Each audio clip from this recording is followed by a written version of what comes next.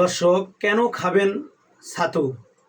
সহজ, সুস্থ ও পুষ্টিকর খাবার। উপকারিতা: দ্রুত শক্তি যোগায়, প্রোটিন সমৃদ্ধ, হজম শক্তি বাড়ায়, শরীরে শক্তি এনার্জি নিয়ে আসে, পেটে অনেকক্ষণ ভরা থাকে। ছাতু খেলে রক্ত শর্করা নিয়ন্ত্রণ করে, আয়রনের উৎস তৈরি করে, হার্ট ভালো রাখে। যে গর্ভবতীদের ছাতু অনেক ভালো কাজ করে।